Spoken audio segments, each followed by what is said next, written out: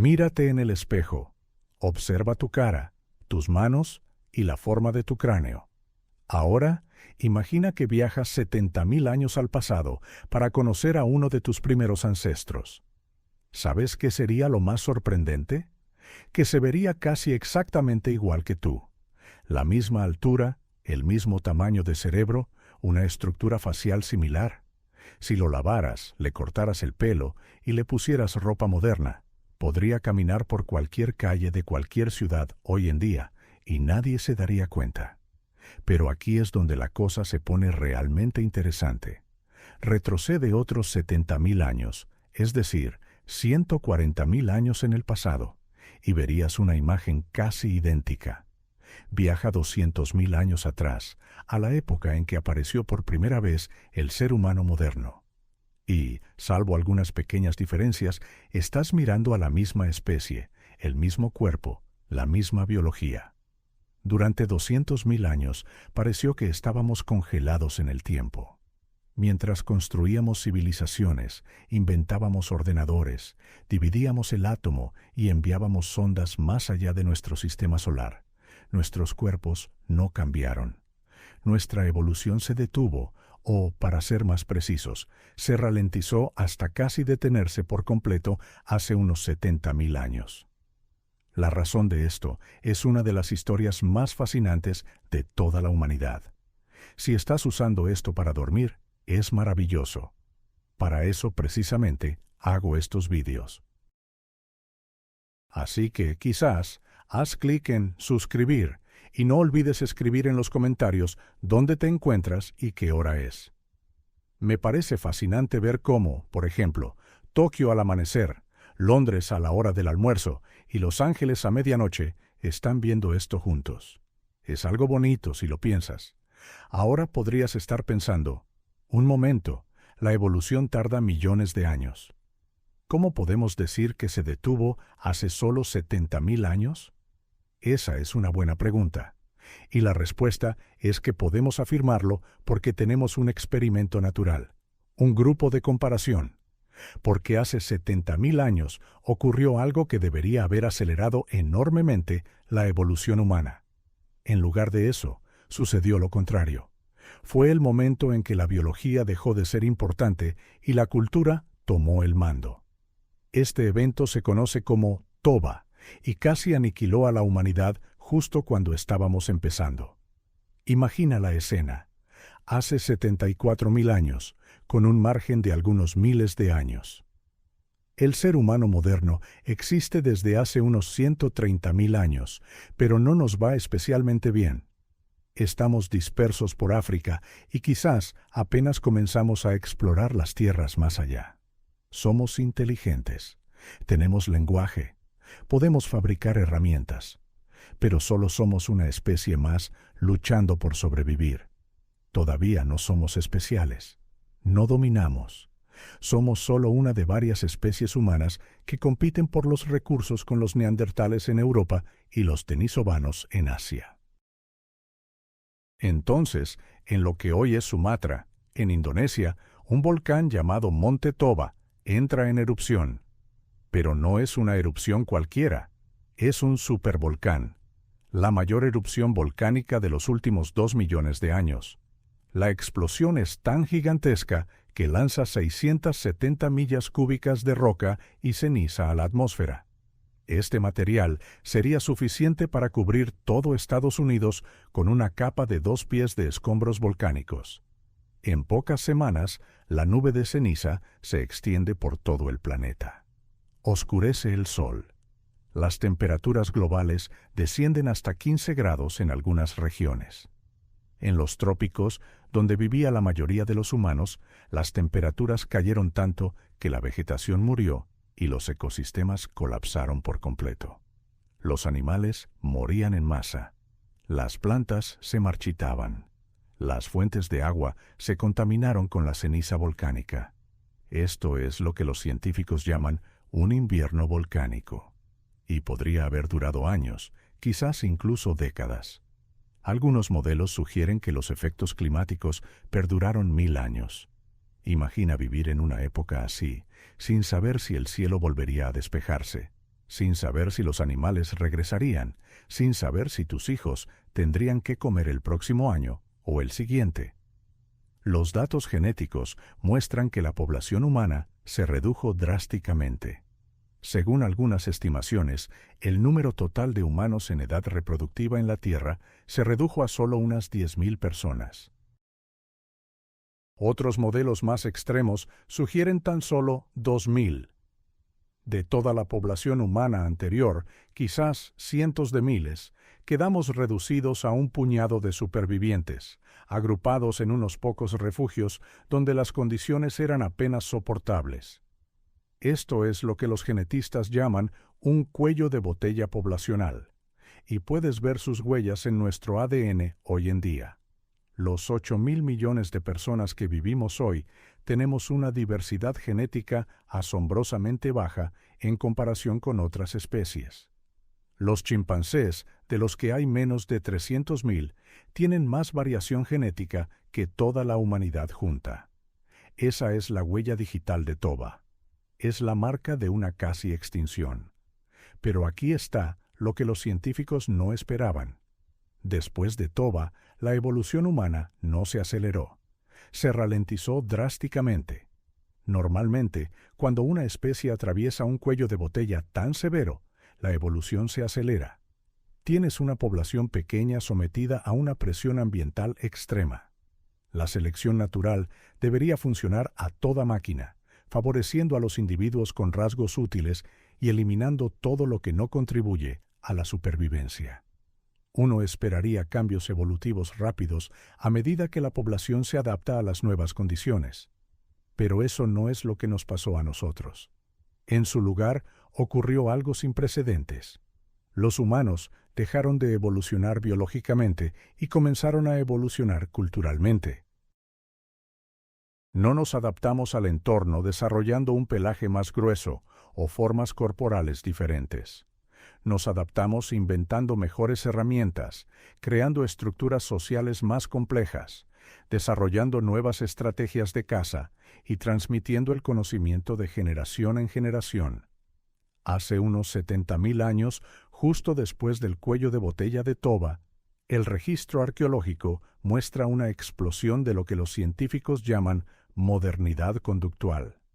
De repente, encuentras evidencia de arte, joyas, armas complejas, redes comerciales de larga distancia, comportamiento ritual y una organización social sofisticada. Es como si alguien hubiera accionado un interruptor en el cerebro humano. Esto es lo que los antropólogos llaman la revolución cognitiva o el gran salto adelante. Y eso lo cambió todo. Porque una vez que los humanos pudieron resolver problemas a través de la innovación en lugar de la adaptación, una vez que pudimos sobrevivir pensando de manera diferente en lugar de siendo diferentes, la evolución biológica se volvió casi irrelevante. Piénsalo. Si el clima se enfría, la mayoría de los animales necesitan miles de generaciones para desarrollar un pelaje más grueso. Los humanos simplemente inventan la ropa y hacen fuego. El problema se resuelve en una generación y la solución se transmite a través de la cultura, no de los genes. Si la presa se vuelve más rápida, la mayoría de los depredadores deben evolucionar para ser también más rápidos. Los humanos inventan mejores armas.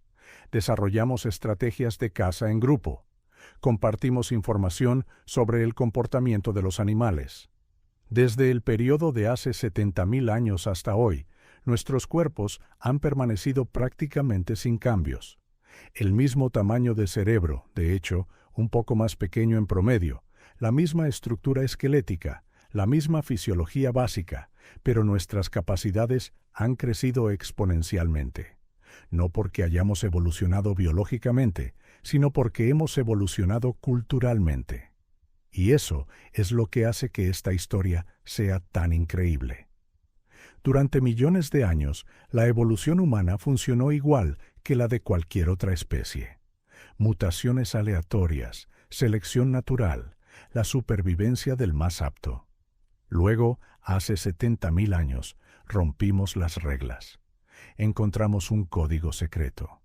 Descubrimos cómo evolucionar sin evolucionar. Pero la pregunta sigue en el aire. ¿Realmente se detuvo la evolución o está sucediendo algo más sutil? ¿Estamos evolucionando de maneras que no reconocemos? ¿Y qué significa eso para nuestro futuro? En las próximas horas exploraremos juntos este misterio. Analizaremos en detalle la catástrofe de Toba y examinaremos la evidencia genética del cuello de botella. Exploraremos la revolución cognitiva e intentaremos entender qué cambió en la mente humana. Investigaremos por qué la selección natural dejó de moldear nuestros cuerpos de la misma manera que moldea los cuerpos de otras especies. Nos sumergiremos en el registro fósil y veremos qué nos dicen los huesos antiguos sobre el estancamiento evolutivo. Y consideraremos las excepciones, las pocas y pequeñas formas en que los humanos sí han evolucionado en los últimos 70.000 años, porque son fascinantes. Al final, comprenderás una de las transiciones más profundas en la historia de la vida en la Tierra. El momento en que una especie dejó de obedecer a la evolución y comenzó a dirigirla ella misma. Así que ponte cómodo. Viajemos 70.000 años atrás, al momento en que la evolución humana se congeló y todo cambió para siempre. Hace 74.000 años sucedió algo que casi aniquiló a la humanidad. Apenas habíamos comenzado nuestro camino. No fue el impacto de un meteorito, ni una invasión de extraterrestres, ni siquiera una pandemia global. Casi fuimos eliminados por una montaña en Indonesia que decidió estallar con la fuerza de varios millones de bombas atómicas explotando simultáneamente. Eso fue Toba, la mayor erupción volcánica de los últimos 2 millones de años. Un evento de tal magnitud que las catástrofes modernas parecen pequeñas molestias en comparación. Cuando Toba explotó, no solo entró en erupción, básicamente se destruyó a sí misma, lanzando tanto material a la atmósfera que cambió fundamentalmente el clima de la Tierra durante generaciones. Estamos hablando de 2.800 kilómetros cúbicos de ceniza, roca y material volcánico disparados hacia la estratosfera. Para comparar, el monte Santa Elena, que todavía se considera una gran erupción, expulsó aproximadamente 1 kilómetro. Toba fue 2.800 veces más grande. La explosión fue tan masiva que los escombros volcánicos aterrizaron a una distancia de hasta 3.000 metros. Se han encontrado capas de ceniza de Toba en la India, en el Océano Índico y en el este de África. Lugares que habrían quedado completamente sepultados bajo una nieve gris y tóxica. Pero la explosión en sí misma ni siquiera fue lo peor. Lo peor comenzó después. Todo ese material lanzado a la estratosfera formó una densa manta alrededor de todo el planeta. El dióxido de azufre se combinó con el vapor de agua, formando gotitas de ácido sulfúrico que reflejaban la luz solar de vuelta al espacio. En cuestión de semanas, las temperaturas globales comenzaron a descender. En meses, el planeta experimentó lo que los científicos llaman un invierno volcánico. Un período de oscuridad y frío prolongados que habría durado años, quizás décadas. Piensa en lo que eso significa.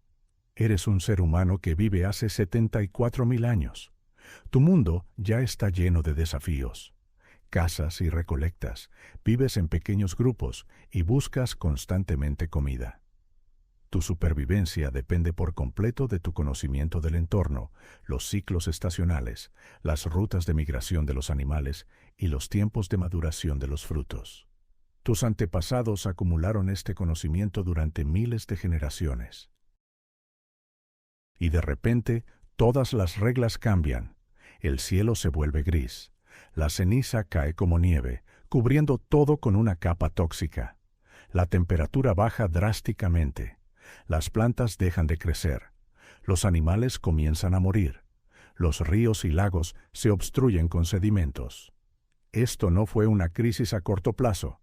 Estimaciones modernas sugieren que el invierno volcánico duró de 6 a 10 años. de 6 a 10 años, con luz solar reducida, cosechas fallidas y ecosistemas en colapso. Para una especie que vivía al día y dependía de fuentes de alimento constantes, esto fue apocalíptico. Y las consecuencias no terminaron cuando la ceniza finalmente se asentó. La perturbación climática desencadenó un período frío prolongado que duró 1000 años. Las temperaturas globales cayeron en promedio de 3 a 5 grados. En algunas regiones, especialmente en latitudes más altas, la caída fue mucho más severa. 3 a 5 grados pueden no parecer mucho. Experimentamos mayores fluctuaciones de temperatura entre el verano y el invierno. Pero estamos hablando de temperaturas promedio globales que se mantuvieron durante siglos. Un cambio así transforma ecosistemas enteros. Los bosques retroceden. Las praderas se convierten en semidesiertos. Las fuentes de agua se secan. Los animales de los que dependían los humanos o se extinguieron o migraron a regiones a las que no se les podía seguir. Para nuestros antepasados fue el fin del mundo, y la humanidad casi se extinguió con él. La prueba de esta catástrofe está grabada en nuestro ADN. Cada célula de tu cuerpo lleva la firma genética de lo que sucedió hace 74.000 años. La prueba de que estuvimos más cerca de la extinción que en cualquier otro momento de la historia de nuestra especie. Este es un campo de investigación que suena casi a ciencia ficción, pero se basa en una biología molecular sólida. Podemos leer la historia del colapso de las poblaciones humanas de la misma manera que leemos los anillos de los árboles o los núcleos de hielo, analizando patrones en nuestro código genético que solo ocurren en circunstancias muy específicas. La evidencia crucial proviene de lo que se llama ADN mitocondrial. A diferencia del ADN en el núcleo celular que heredas de ambos padres, el ADN mitocondrial proviene solo de tu madre. Ella lo recibió de su madre, ésta de su madre, y así sucesivamente, en una línea materna ininterrumpida hasta el origen de la humanidad. Y eso es lo que lo hace tan valioso para estudiar el tamaño de las poblaciones antiguas. El ADN mitocondrial muta a un ritmo relativamente constante, aproximadamente una mutación cada 300 a 500 años. Cuando los genetistas secuencian el ADN mitocondrial de personas de todo el mundo, pueden construir un árbol genealógico que muestra cómo todas estas líneas maternas están relacionadas entre sí. Pueden calcular cuándo se separaron diferentes ramas. Y, lo más importante, pueden estimar el tamaño de la población ancestral basándose en la diversidad genética presente hoy. Cuando los genetistas realizaron este análisis, descubrieron algo impactante. Todos los humanos vivos hoy, los 8.000 millones, podemos rastrear nuestra ascendencia materna hasta una población de 3.000 a 10.000 personas que vivieron hace unos 70 a 80.000 años. Eso es todo. De 3.000 a 10.000 personas. La diversidad genética de toda la humanidad es menor que la de un solo grupo de chimpancés, menor que la de una población típica de gorilas. Somos uno de los grandes mamíferos con menor diversidad genética del planeta, y el momento coincide perfectamente con la erupción del Toba. Pero los datos mitocondriales son solo el comienzo. Los genetistas también han estudiado el ADN del cromosoma Y, que se transmite de padre a hijo en una línea paterna ininterrumpida. Material genético diferente, mecanismo de herencia diferente, pero el mismo resultado. Un cuello de botella poblacional masivo hace unos 70.000 años, que redujo la diversidad genética humana a una fracción de lo que debería ser para una especie de nuestra edad.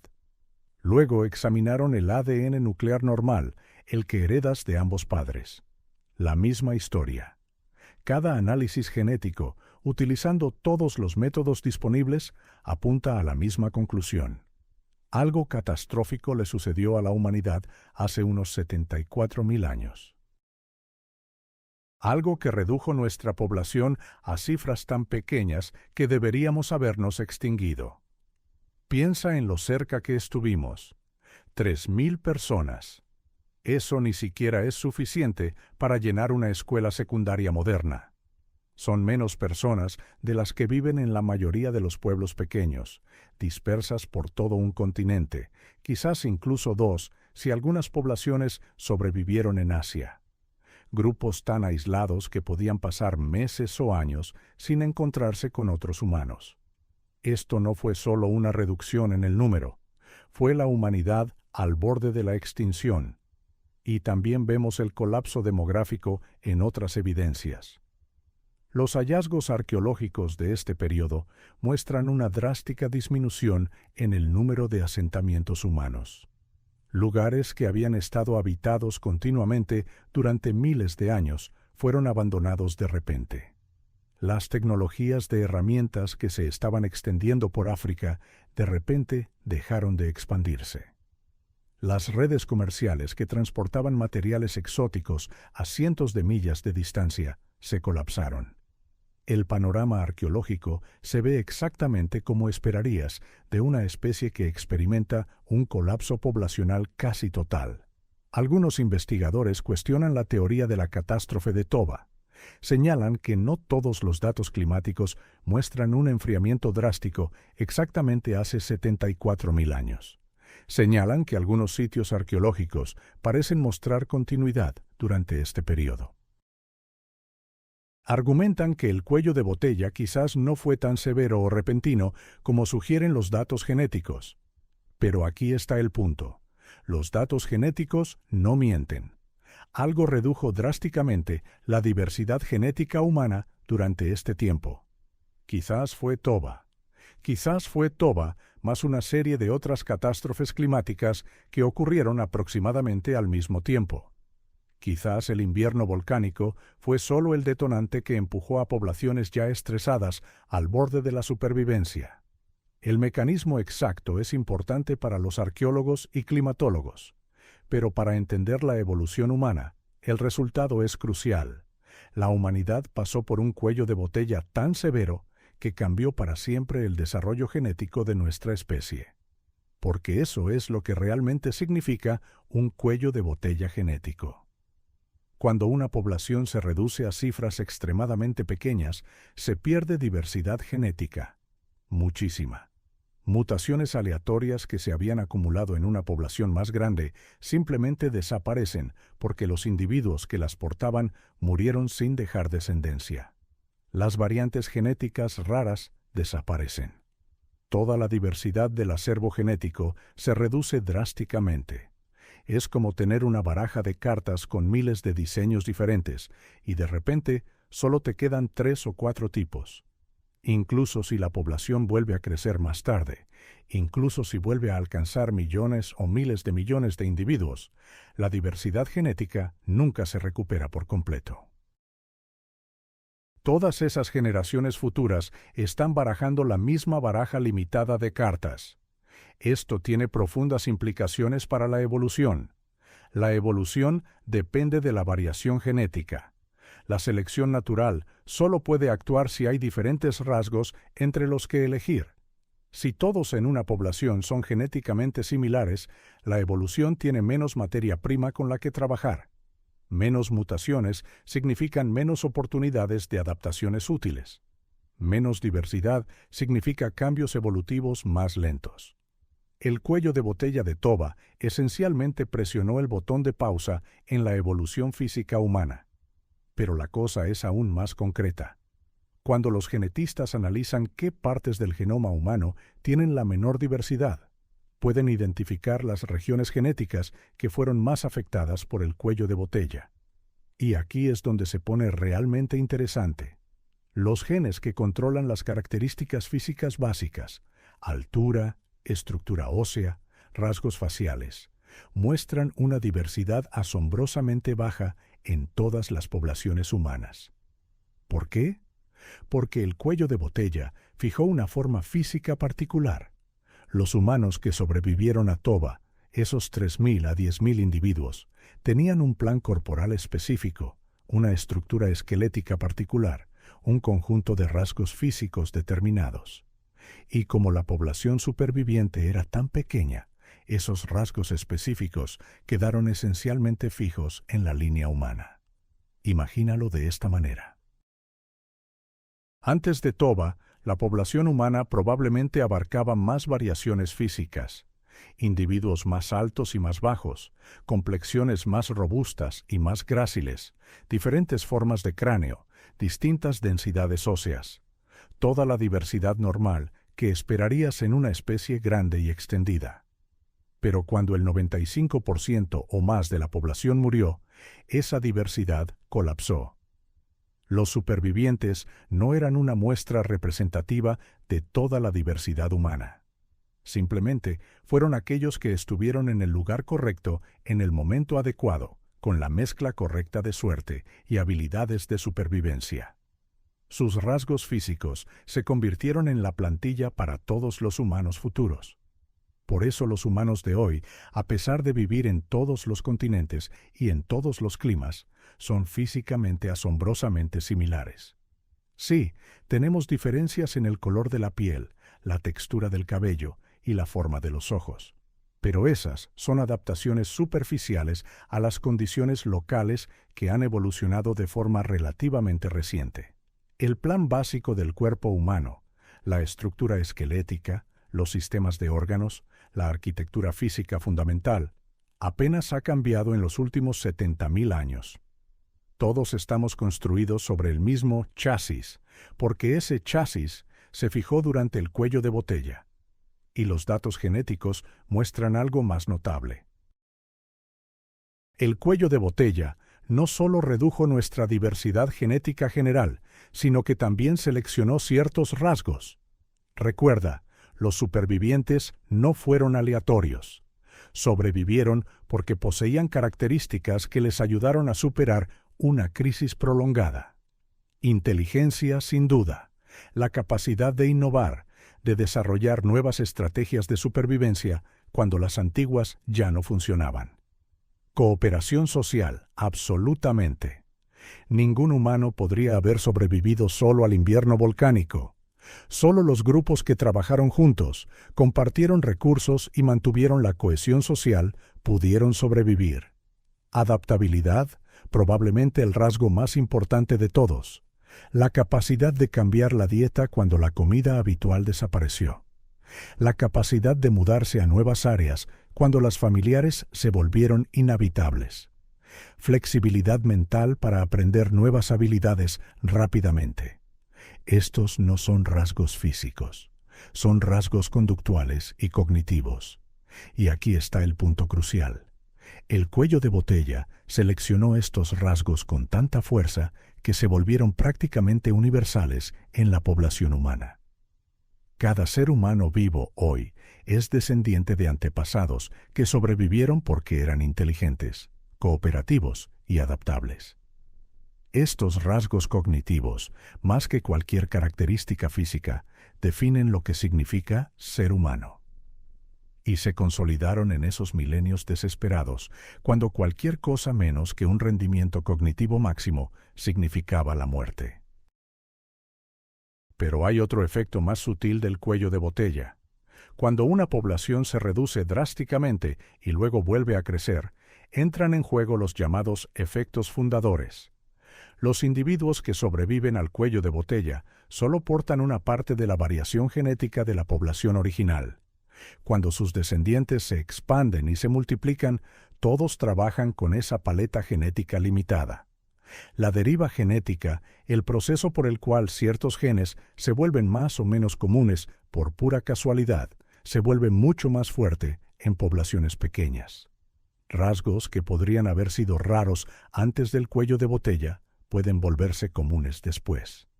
No porque sean útiles, sino simplemente porque los individuos que los portaban sobrevivieron por casualidad. Esto significa que algunas de nuestras características humanas actuales pueden no ser adaptaciones en absoluto.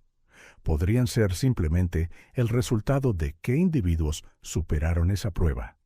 Por ejemplo, la forma particular de nuestra barbilla. Quizás no sea una adaptación para el lenguaje ni para nada más. Quizás sea simplemente un rasgo aleatorio que estaba presente en los supervivientes del cuello de botella.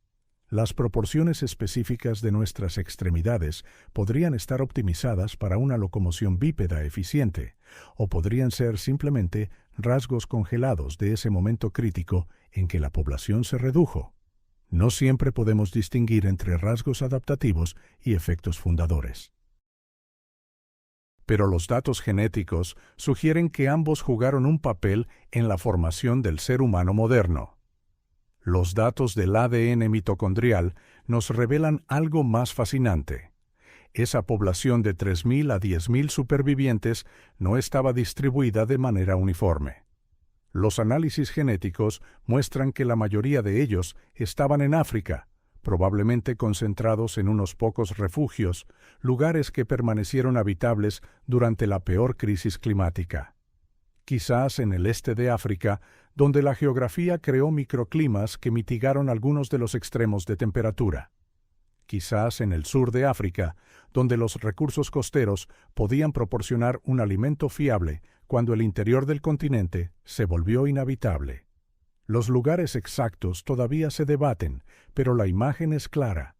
La humanidad se redujo a unas pocas pequeñas manchas de tierra habitable y se aferró a la existencia allí durante miles de años. Algunas poblaciones podrían haber sobrevivido fuera de África, quizás en partes de Asia o incluso de Europa. Pero si sobrevivieron, no dejaron descendientes en la línea humana moderna. Los datos genéticos son inequívocos. Todos los humanos vivos hoy en día remontan su ascendencia a esa población africana que pasó por el cuello de botella. Todos los demás, si los hubo, se extinguieron o fueron absorbidos más tarde por la población principal. Por eso África tiene la mayor diversidad genética de todos los continentes. Allí fue donde la humanidad sobrevivió a la crisis. Desde allí, la población comenzó a crecer de nuevo. Es el hogar de nuestra especie en el sentido más literal de la palabra. Y aquí está la parte verdaderamente aleccionadora. Tuvimos suerte. No era en absoluto inevitable que la humanidad sobreviviera a Toba. Si la erupción hubiera sido un poco más fuerte, si el invierno volcánico hubiera durado unos años más, si los supervivientes hubieran estado en lugares que se volvieran un poco más inhóspitos, no estaríamos aquí. La evolución humana habría terminado hace 74.000 años, con una especie que era prometedora, pero que no pudo sobrevivir a una catástrofe de escala planetaria. El registro fósil está lleno de callejones sin salida evolutivos, especies que prosperaron durante millones de años y luego desaparecieron cuando las condiciones cambiaron. Estuvimos terriblemente cerca de convertirnos en otra nota al pie en la historia geológica. Pero sobrevivimos, y esa supervivencia tuvo un precio con el que todavía vivimos hoy. El cuello de botella genético consolidó nuestra forma física. Redujo nuestra diversidad genética a una fracción de lo que debería ser. Nos hizo vulnerables a enfermedades genéticas que no afectarían a especies más diversas, pero también consolidó los rasgos cognitivos y sociales que finalmente nos permitieron dominar el planeta. Salimos de Toba físicamente congelados, pero mentalmente recargados. Una especie que dejó de evolucionar físicamente, pero que nunca dejó de evolucionar culturalmente. La catástrofe de Toba fue un punto de inflexión, un momento que dirigió a la humanidad por un nuevo camino evolutivo. Antes de Toba, éramos solo otra especie de homínidos, probablemente no muy diferentes de los neandertales, los denisovanos o una docena de otros parientes humanos. Después de Toba, éramos algo diferente, una especie forjada por la supervivencia a la peor crisis imaginable. Una especie cuya evolución cambió de la adaptación física a la innovación cognitiva. Una especie que cambió la diversidad genética por la unidad cognitiva. Por supuesto, no lo sabíamos en ese momento. Aquellos supervivientes, acurrucados en sus refugios africanos, luchando por encontrar comida, mirando al cielo gris y preguntándose si el mundo volvería a la normalidad. No tenían idea de que estaban iniciando un nuevo capítulo en la evolución humana. Solo intentaban sobrevivir. Un día más. Pero su éxito en esa lucha desesperada cambió todo sobre cómo se desarrollaría la evolución humana. Crearon la base genética para toda la humanidad futura. Y esa base, forjada en la crisis y la catástrofe, resultó ser tanto nuestra mayor limitación como nuestra ventaja más poderosa. Hace unos 70.000 años, algo extraordinario le sucedió a nuestra especie, algo que cambió el curso de la evolución humana para siempre. No fue una mutación genética, no fue un aumento repentino en el tamaño del cerebro. Nuestros antepasados ya habían desarrollado cerebros grandes cientos de miles de años antes. No, fue algo diferente. Fue el momento en que la cultura se volvió más poderosa que la biología, cuando el aprendizaje reemplazó a la evolución como nuestro principal mecanismo de adaptación. Los antropólogos llaman a esto la revolución cognitiva. Pero ese nombre no capta del todo lo que realmente sucedió. No se trataba de que los humanos de repente fueran capaces de pensar. Los neandertales podían pensar. Los denisovanos podían pensar. Incluso especies humanas anteriores poseían impresionantes habilidades cognitivas. Lo que sucedió hace unos 70.000 años fue que el pensamiento humano se volvió conectado, sistemático y acumulativo. Desarrollamos la capacidad no solo de resolver problemas, sino también de recordar las soluciones, enseñarlas a otros y mejorarlas de generación en generación. La evidencia arqueológica de esta transformación es asombrosa. Antes de hace 70.000 años, las herramientas de piedra cambiaban muy lentamente con el tiempo. Un hacha de mano de 300.000 años de antigüedad se parece sorprendentemente a un hacha de mano de 100.000 años. Continentes diferentes, especies humanas diferentes, cientos de miles de años de diferencia, y la tecnología es esencialmente idéntica. Luego, de repente, hace unos 70.000 años, todo cambia. El registro arqueológico africano explota con innovación. Aparecen complejas hojas de piedra, fabricadas con técnicas que requieren años de práctica para dominar.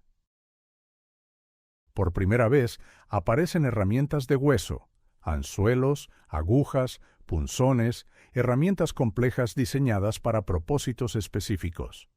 Pero la verdadera revolución no estaba en las herramientas mismas. Estaba en lo que estas herramientas representaban. Estandarización. Sitios arqueológicos a cientos de millas de distancia muestran diseños de herramientas idénticos. Esto no es evolución convergente, donde diferentes grupos desarrollan soluciones similares de forma independiente. Esto es transmisión. Humanos enseñando a otros humanos cómo hacer exactamente ciertas herramientas, comerciando con productos terminados a largas distancias y creando tradiciones tecnológicas compartidas que se propagan más rápido que cualquier adaptación genética. Y luego, el arte. Antes de hace 70.000 años, no se encuentra casi nada que pueda llamarse expresión artística en el registro arqueológico humano. Algunos rasguños en huesos, quizás algunos pigmentos de ocre que podrían haberse usado para pintar el cuerpo. Nada sistemático, nada que represente claramente un pensamiento simbólico. Luego, a partir de hace unos 75.000 años en Sudáfrica, encontramos artefactos de la cueva de Blombos. Trozos de ocre con patrones geométricos grabados, trabajados intencionalmente, claramente decorativos. No son herramientas funcionales, sino objetos creados para transmitir significado. Cuentas de concha, cuidadosamente perforadas y ensartadas como joyas. Patrones abstractos rayados en piedra que sugieren conteo o registro. Esto es pensamiento simbólico, la capacidad de hacer que una cosa represente a otra. Crear imágenes y objetos que tienen un significado más allá de su forma física. Suena simple, pero en realidad es una de las habilidades cognitivas más complejas de la naturaleza. La mayoría de los animales son completamente incapaces de hacerlo. Incluso nuestros parientes más cercanos, los primates, solo muestran las habilidades más rudimentarias de pensamiento simbólico. Hace 40.000 años, la expresión artística humana se había vuelto increíblemente compleja. Las pinturas rupestres en la cueva de Chauvet, en Francia, muestran animales representados con una precisión y habilidad artística asombrosas. Técnicas de sombreado para crear efectos tridimensionales. Figuras superpuestas para simular movimiento. El uso de los contornos naturales de la roca para realzar el realismo de las imágenes. Estos no son rasguños primitivos. Son obras de artistas expertos que perfeccionaron su oficio durante años, aprendieron de otros artistas, desarrollaron técnicas y las transmitieron a sus alumnos. Las pinturas también muestran algo más, símbolos abstractos que aparecen una y otra vez en diferentes lugares. Puntos, líneas, figuras geométricas que claramente significaban algo para las personas que las crearon. No sabemos qué representaban estos símbolos, números, observaciones astronómicas, marcadores territoriales, conceptos espirituales. Pero sabemos que transmitían ideas complejas a través de la representación visual. Estaban desarrollando los fundamentos de la escritura miles de años antes de que apareciera la escritura real. Pero quizás el desarrollo más importante fue el que no dejó casi ningún rastro arqueológico. El lenguaje, no solo la comunicación. Todos los animales sociales se comunican. Los suricatos tienen diferentes llamadas de advertencia para diferentes depredadores. Las abejas realizan danzas para indicar la ubicación de las fuentes de alimento. Incluso las bacterias intercambian señales químicas. El lenguaje humano es algo categóricamente diferente. Es generativo, recursivo, y capaz de expresar un número infinito de ideas con un número finito de sonidos. Puedes describir cosas que no existen, eventos que sucedieron en el pasado o que podrían suceder en el futuro. Conceptos abstractos como la justicia, el amor o la raíz cuadrada de -1. Ninguna otra especie en la Tierra es capaz de esto. Y aunque no sabemos exactamente cuándo se desarrolló el lenguaje completamente moderno, todo apunta a este periodo de hace unos 70.000 años como el momento crítico.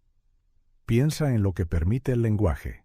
Antes del lenguaje, el aprendizaje se limitaba a la observación y la imitación. Un joven podía observar a un adulto fabricando una herramienta de piedra e intentar copiar los movimientos. Esto funciona para habilidades simples, pero es increíblemente ineficiente para conocimientos complejos. Con el lenguaje puedes explicar por qué haces algo. Puedes describir la lógica interna de un proceso. Puedes advertir sobre posibles errores antes de que ocurran. Si golpeas la piedra en este ángulo, se romperá. Tienes que golpear aquí.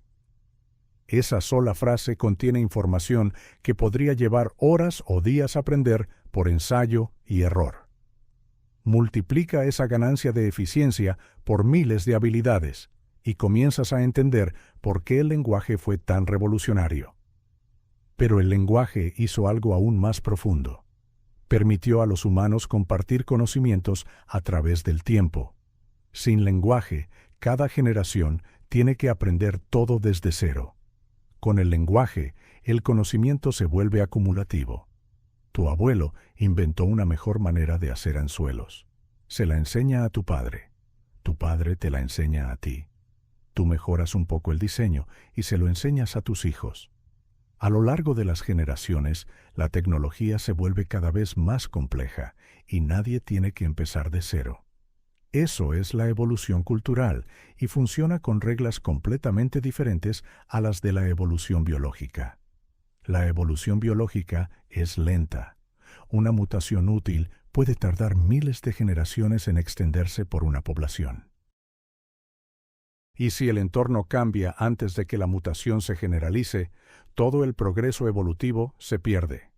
La evolución cultural es rápida. Alguien inventa una mejor técnica de caza, y en una generación todos en la tribu la están usando. En unas pocas generaciones, las tribus vecinas se enteran a través del comercio o la observación. En un siglo, se extiende por todo el continente. La diferencia de velocidad es casi inimaginable. La evolución biológica opera en escalas de tiempo de miles a millones de años.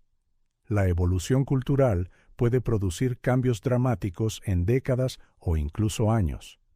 Una población humana que se enfrenta a un nuevo desafío ambiental no tiene que esperar a que la selección natural produzca mutaciones útiles. Solo necesita a una persona inteligente que encuentre una solución, y el lenguaje se asegura de que esa solución se extienda instantáneamente a todos los que la necesitan. Este es el momento en que los humanos dejaron de evolucionar, al menos en el sentido tradicional. No porque nuestros genes dejaran de cambiar, no lo hicieron, sino porque los cambios genéticos dejaron de ser nuestro principal mecanismo de adaptación. Cuando el entorno cambiaba, no esperábamos a que la evolución nos hiciera más grandes o nos diera un pelaje más grueso. Inventamos la ropa, construimos refugios, controlamos el fuego. El fuego, hablemos del fuego, porque es el ejemplo perfecto de cómo la cultura reemplazó a la biología. Los humanos usaban el fuego desde hace al menos 400.000 años, quizás incluso más. Pero en algún momento durante esta revolución cognitiva, el uso del fuego se volvió sistemático y universal. Cada grupo humano controlaba el fuego. Podían encenderlo de manera fiable. Podían mantenerlo encendido indefinidamente. Entendían sus propiedades y lo usaban para docenas de propósitos. Cocinar, obviamente, pero también calor, luz, protección contra depredadores, fabricación de herramientas, manejo del paisaje. El fuego permitió a los humanos sobrevivir en climas que de otro modo los habrían matado. Los neandertales en la Europa de la Edad de Hielo necesitaban cuerpos masivos y un enorme gasto metabólico para mantenerse calientes. Los humanos modernos simplemente hacían fuego. Cuando los humanos modernos se mudaron a Europa, no necesitaron cientos de miles de años para desarrollar adaptaciones al clima frío. Se envolvieron en pieles de animales y se calentaron junto a las hogueras.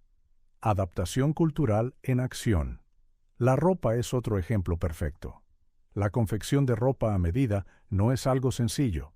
Tienes que matar animales, despellejarlos, limpiar las pieles, tratarlas para que no se pudran, cortarlas siguiendo patrones y coserlas con agujas de hueso e hilo de fibras vegetales o tendones de animales. Cada paso requiere conocimientos y herramientas especializadas. Pero una vez que los humanos dominaron esto, probablemente hace unos 70.000 años, según datos genéticos sobre la separación de los piojos de la ropa y los de la cabeza, pudieron sobrevivir en cualquier lugar. África tropical, Siberia ártica, no importaba. Simplemente adaptaban su ropa. No se requería ninguna adaptación biológica. Compara eso con cualquier otro animal en la Tierra. Cuando los mamíferos colonizan diferentes climas, desarrollan diferentes tipos de pelaje. Los osos polares tienen un pelaje grueso e impermeable. Los zorros del desierto tienen un pelaje fino que disipa el calor. Eso llevó millones de años de evolución. Los humanos lograron lo mismo con la cultura en unos pocos miles de años. Y aquí está lo realmente notable. Una vez que la ropa eliminó la presión selectiva para adaptarse al clima frío, los cuerpos humanos dejaron de evolucionar en esa dirección. Seguimos siendo anatómicamente animales tropicales, altos, delgados, mal aislados. Nuestra biología nunca se puso al día con nuestra expansión porque no fue necesario. La cultura se encargó de la adaptación más rápido de lo que la biología jamás podría haberlo hecho. El mismo patrón se repitió con la dieta. Se considera que los humanos son omnívoros, que consumen una dieta relativamente variada de frutas, verduras, carne y frutos secos, lo que esté disponible. Nuestros sistemas digestivos están optimizados para eso. Pero las innovaciones culturales nos permitieron comer cosas que absolutamente no deberíamos haber comido. Los cereales, por ejemplo. Los cereales crudos son casi indigeribles para los humanos. No tenemos las bacterias intestinales especializadas que tienen los verdaderos comedores de cereales. Pero descubrimos que si mueles los cereales hasta convertirlos en harina y los cocinas, de repente se convierten en una rica fuente de calorías. Procesamiento a través de la cultura, no de la evolución. Lo mismo ocurre con los productos lácteos. La mayoría de los humanos adultos son intolerantes a la lactosa. Ese es el estado estándar para los mamíferos. Producimos la enzima para digerir la leche cuando somos bebés. Luego perdemos esa capacidad después del destete. Desde un punto de vista evolutivo, tiene todo el sentido. Pero hace unos 10.000 años, algunas poblaciones humanas en África y Europa desarrollaron la ganadería. De repente, tienes acceso a la leche de vaca, cabra y oveja, una rica fuente de calorías y nutrientes. El problema es que la mayoría de los adultos no pueden digerirla. Bueno, en algunas poblaciones apareció una mutación genética que permitía la persistencia de la lactasa, la capacidad de digerir la lactosa en la edad adulta. Esta mutación se extendió de hecho a través de la selección natural porque era muy ventajosa. Pero fíjate en lo interesante aquí. Los humanos no esperaron la mutación. Comenzaron a consumir productos lácteos de inmediato, utilizando técnicas culturales, fermentación para hacer yogur y queso, que contienen menos lactosa, métodos de procesamiento y cocción que descomponen la lactosa. Para cuando apareció la adaptación genética, los humanos ya se habían adaptado culturalmente al consumo de productos lácteos. Este es el nuevo patrón de la evolución humana. La cultura lidera. La biología sigue lentamente, si es que lo hace. Y cada vez más, la biología nos sigue en absoluto, porque la cultura resuelve los problemas más rápido de lo que la selección natural puede actuar. Los humanos también desarrollaron algo más que cambió fundamentalmente el funcionamiento de la evolución. Estructuras sociales complejas que protegían a los individuos más débiles. En la mayoría de las especies, la selección natural es brutal. Los individuos con desventajas genéticas mueren antes de poder reproducirse. Así es como funciona la evolución. Los débiles son eliminados, los fuertes sobreviven y los genes ventajosos se propagan en la población.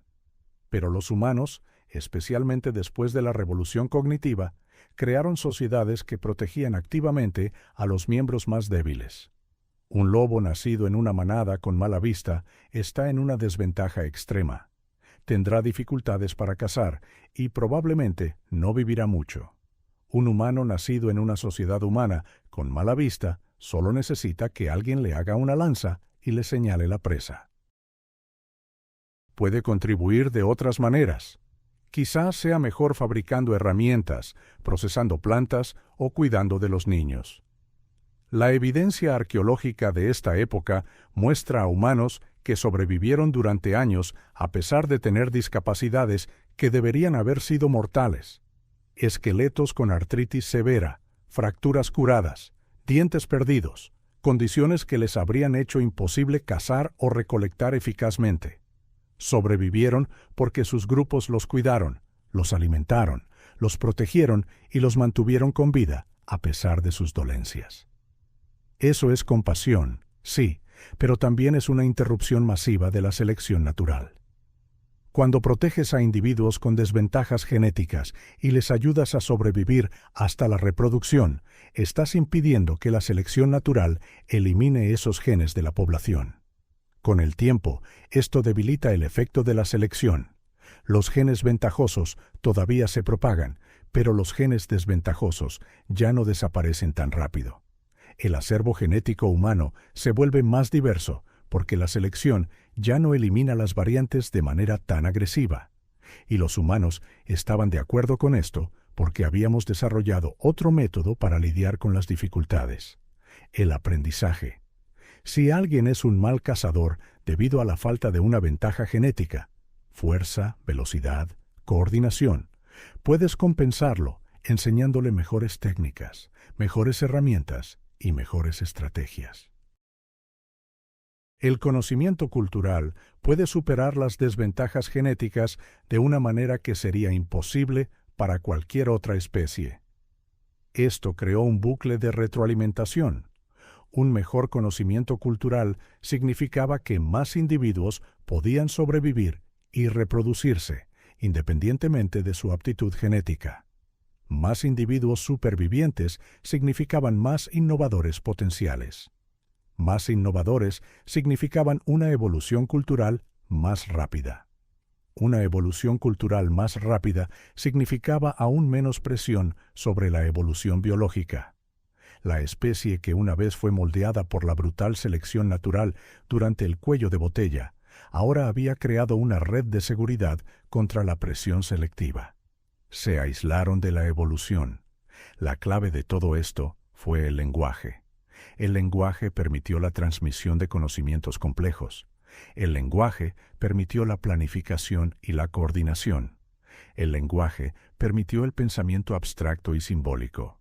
Y el lenguaje, a diferencia de los genes, podía propagarse instantáneamente.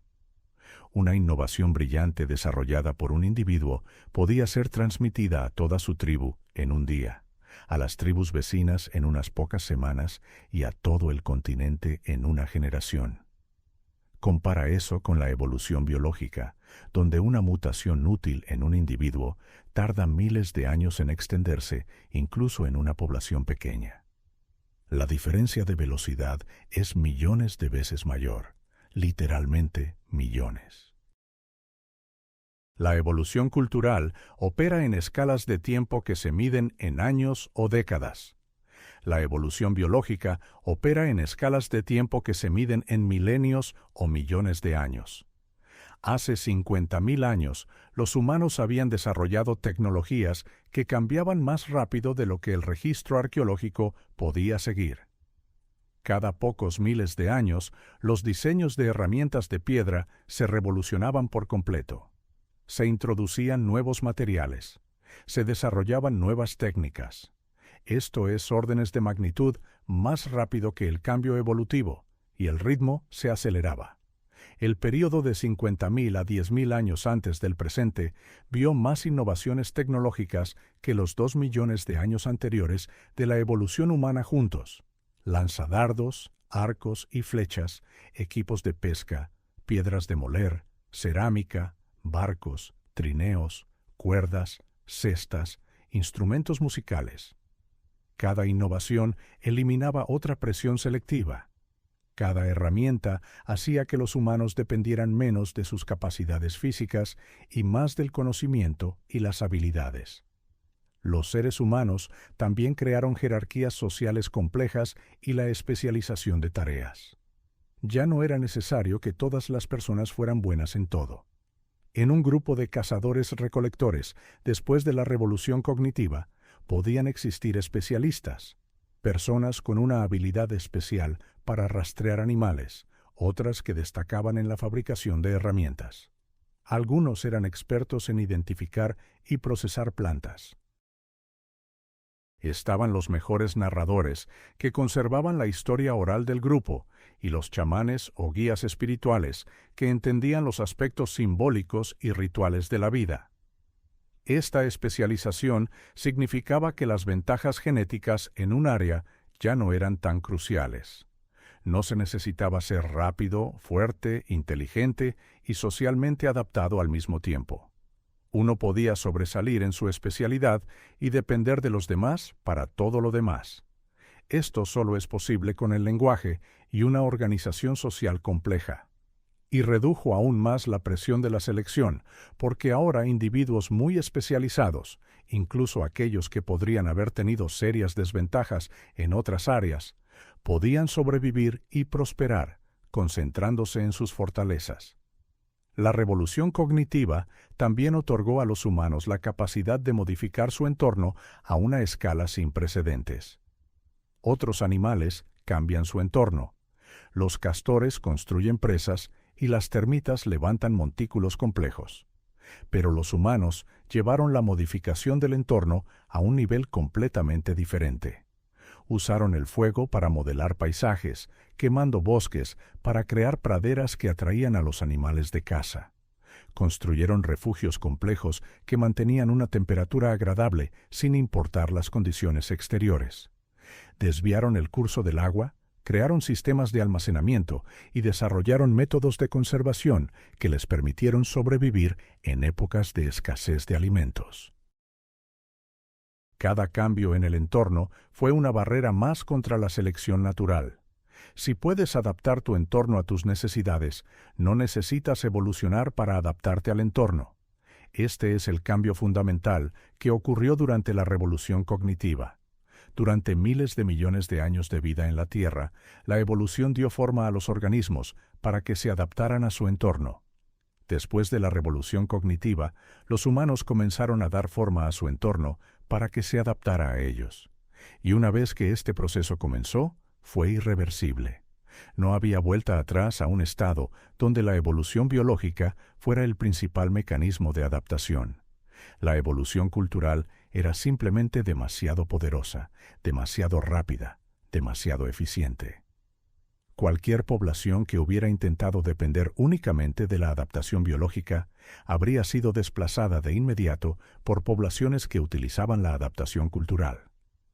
Hace 40.000 años, cuando los humanos modernos se expandieron por el globo, encontrando y finalmente desplazando a los neandertales y denisovanos, la competencia no fue realmente biológica.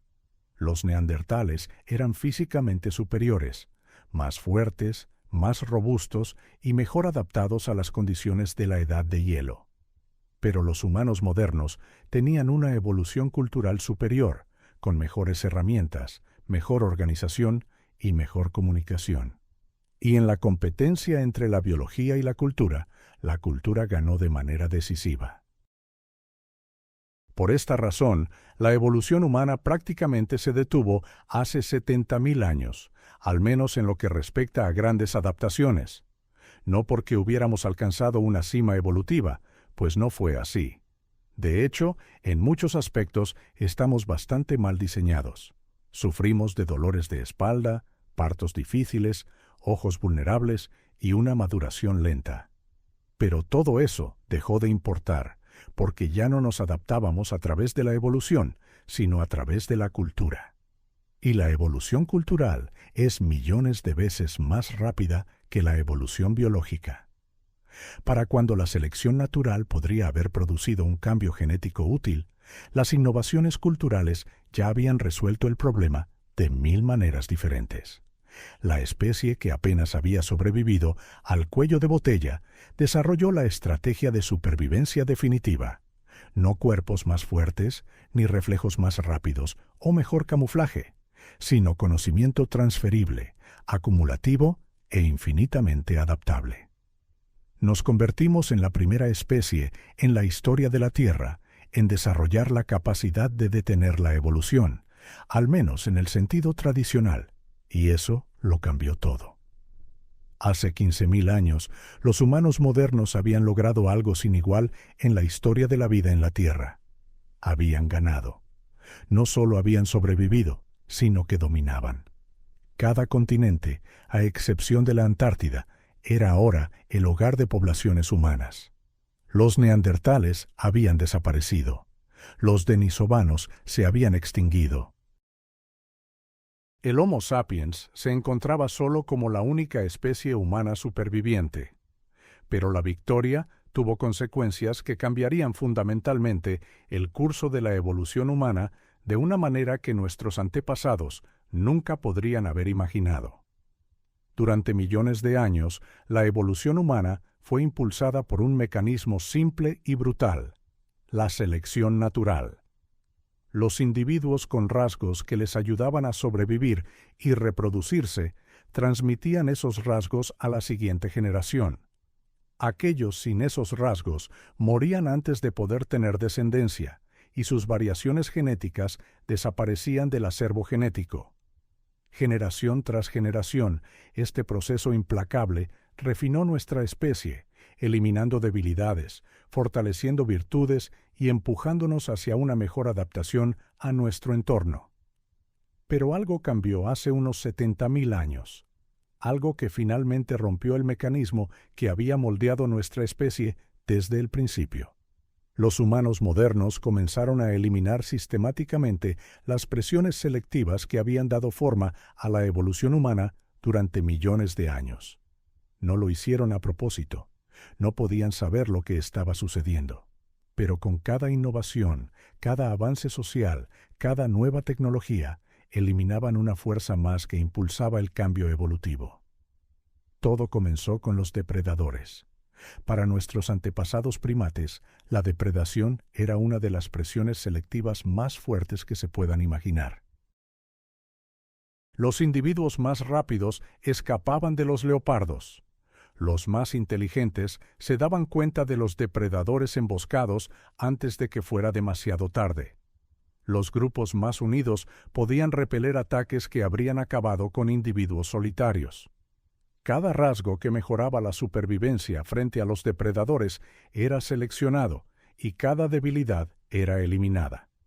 Pero los humanos modernos, armados con herramientas complejas y tácticas de grupo coordinadas, eliminaron sistemáticamente esta presión. Los leones de las cavernas, que cazaron a los antepasados humanos durante millones de años, se extinguieron hace 12.000 años. Los osos de las cavernas, que competían por refugio, desaparecieron. Los tigres dientes de sable, que eliminaban a los lentos y débiles de las primeras poblaciones humanas, también se extinguieron. Los sitios arqueológicos de esta época cuentan la historia. Los primeros asentamientos de humanos modernos muestran la caza sistemática de los superdepredadores que una vez nos cazaron. Restos de osos de las cavernas con marcas de herramientas de piedra. Huesos de leones de las cavernas en montones de basura. No se trataba solo de muertes defensivas. Los humanos cazaban activamente a los cazadores, exterminando a las especies que representaban una amenaza para sus hijos y sus comunidades. Hace 10.000 años, en la mayoría de las regiones habitadas por humanos, los únicos depredadores que quedaban eran animales demasiado pequeños, raros o cautelosos para suponer una amenaza seria para las poblaciones humanas. La selección natural de rasgos que ayudaban a evitar a los depredadores, rasgos que habían moldeado la evolución de los primates durante 65 millones de años, simplemente dejó de operar. Pero eso fue solo el comienzo. La verdadera revolución llegó con la agricultura. Hace unos 12.000 años, en el creciente fértil, una región que abarca los actuales Irak, Siria y Turquía, los humanos hicieron un descubrimiento que lo cambió todo. Descubrieron cómo plantar semillas, cómo cultivar cereales, cómo producir alimentos en lugar de simplemente encontrarlos. En pocos miles de años, la agricultura se extendió a China, Mesoamérica, África subsahariana y Sudamérica. Revoluciones agrícolas independientes tuvieron lugar en diferentes partes del mundo, todas basadas en la misma idea fundamental. Se podía controlar el suministro de alimentos. Ya no era necesario perseguir manadas migratorias o esperar que las plantas silvestres fueran abundantes ese año. Se podía plantar, cultivar y cosechar según un calendario predecible. El impacto en la evolución humana fue abrumador. Durante millones de años, una de las presiones selectivas más fuertes sobre las poblaciones humanas fue la escasez de alimentos. Las sequías que aniquilaban a familias enteras, los inviernos que mataban a cualquiera que no pudiera almacenar suficientes calorías, las cacerías fallidas que significaban la inanición para los niños sin reservas de grasa. Año tras año, generación tras generación, la selección natural favoreció a los individuos que podían sobrevivir al hambre, que podían extraer cada caloría posible de recursos escasos, que podían soportar tiempos difíciles mientras otros morían de hambre. La agricultura eliminó la mayor parte de esta presión. No toda, por supuesto. Las primeras sociedades agrícolas enfrentaron malas cosechas y hambrunas, pero la estabilidad básica no tenía precedentes. En lugar de banquetes o hambrunas, según el éxito de la caza, las comunidades agrícolas tenían suministros de alimentos relativamente predecibles. Podían almacenar granos para tiempos difíciles. Podían planificar las fluctuaciones estacionales. Podían mantener poblaciones más grandes en áreas más pequeñas. Lo más importante es que podían mantener a personas que no habrían sobrevivido como cazadores-recolectores. una persona con una ligera discapacidad física que habría sido mortal en una sociedad de caza nómada, podía contribuir en una aldea agrícola procesando granos, fabricando cerámica o tejiendo. Podía sobrevivir. Podía tener hijos. Sus genes permanecían en la población en lugar de ser eliminados por la selección. El mismo patrón se repitió en todos los aspectos de la vida humana. El refugio solía ser inseguro, vulnerable al clima, a los depredadores y a los peligros ambientales. La selección natural favorecía a los individuos que podían construir mejores refugios, encontrar las mejores cuevas y soportar el frío o el calor. Pero los asentamientos permanentes con construcciones sólidas eliminaron la mayor parte de esta presión. Ahora, casi cualquiera podía sobrevivir al invierno, no solo los más resistentes. La resistencia a las enfermedades fue una de las presiones selectivas más fuertes a lo largo de toda la evolución humana. Los patógenos que mataban a la mitad de la población antes de los 5 años dejaban que solo los individuos genéticamente resistentes se reprodujeran. Pero a medida que las sociedades humanas desarrollaron saneamiento básico, fuentes de agua más limpias y la separación entre viviendas y desechos, la mortalidad infantil comenzó a disminuir. Al principio, no de forma drástica, pero lo suficiente como para tener un significado evolutivo. Más variaciones genéticas podían llegar a la edad reproductiva. La mortalidad infantil, el principal árbitro del éxito evolutivo, comenzó a bajar. Durante millones de años, probablemente la mitad o más de todos los bebés humanos morían antes de llegar a la edad adulta. Defectos genéticos, anomalías del desarrollo, problemas de salud menores que se volvían mortales, susceptibilidad a enfermedades. Todo lo que disminuía las posibilidades de supervivencia era eliminado generación tras generación. Pero a medida que las sociedades humanas se volvieron más estables, la comida más confiable y las prácticas médicas básicas se desarrollaron, más bebés sobrevivieron. Incluso los bebés con variaciones genéticas que habrían sido mortales en generaciones anteriores ahora podían vivir lo suficiente para reproducirse. El filtro de la selección, que había refinado la genética humana durante millones de años, comenzó a fallar. Cada vez más variaciones genéticas podían pasar a través de él. Luego vino algo verdaderamente revolucionario, algo que resultó ser aún más importante que la agricultura para detener la evolución humana.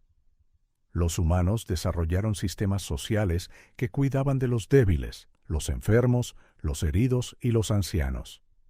Ninguna otra especie hace esto como los humanos. Los monos muestran cierto cuidado por los miembros heridos del grupo, pero es limitado. Si no puedes seguir el ritmo del grupo, te quedas atrás. Los lobos pueden llevar comida a un miembro herido de la manada durante unos días, pero una discapacidad crónica significa la muerte. En toda la naturaleza, la regla es simple. Si no puedes contribuir a tu propia supervivencia, mueres. La selección natural te elimina antes de que puedas transmitir cualquier variación genética que te haya hecho vulnerable. Los humanos rompieron esta regla. La evidencia arqueológica muestra que la rompieron sorprendentemente temprano. Esqueletos de neandertales con fracturas curadas que los habrían dejado incapacitados durante meses. Personas que vivieron hasta una edad avanzada a pesar de no tener dientes, sufrir de artritis y tener viejas heridas que nunca sanaron por completo. Alguien tuvo que cuidarlos, alimentarlos y protegerlos mientras se recuperaban. Pero los humanos modernos llevaron esto a un nivel sin precedentes. Una vez que las sociedades agrícolas estuvieron bien establecidas, la gente cuidaba sistemáticamente de los miembros del grupo que nunca podrían recuperarse por completo. Los hallazgos arqueológicos muestran a personas con discapacidades graves que sobrevivieron durante décadas. Extremidades faltantes, enfermedades congénitas que habrían significado una muerte segura en una sociedad de cazadores-recolectores, enfermedades crónicas que habrían sido mortales sin un cuidado constante. Estas personas se mantuvieron con vida durante sus años reproductivos. Tuvieron hijos.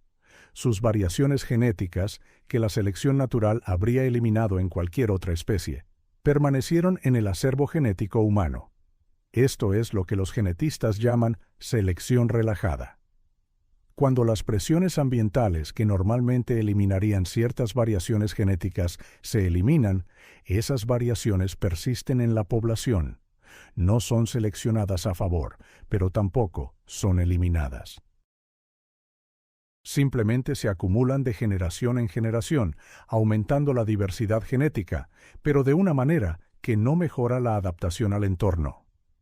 Hace 5.000 años, las sociedades humanas habían evolucionado hasta el punto en que la selección relajada afectaba a casi todos los rasgos que antes estaban bajo una fuerte selección natural. La fuerza física seguía siendo útil, pero ya no era necesaria para la supervivencia. La mayoría de las personas podían ganarse la vida con la agricultura o la especialización artesanal, independientemente de su fuerza. La velocidad y la agilidad eran buenas de tener, pero el corredor más rápido del pueblo no tenía una probabilidad significativamente mayor de sobrevivir y reproducirse que el más lento. Los sentidos agudos eran útiles para la caza, pero ahora la mayoría de las calorías provenían de los cereales, no de rastrear presas por el sonido o el olfato. Incluso los rasgos que afectaban a las capacidades cognitivas estaban bajo una selección relajada. Durante millones de años, la inteligencia fue quizás la presión selectiva más fuerte en la evolución humana.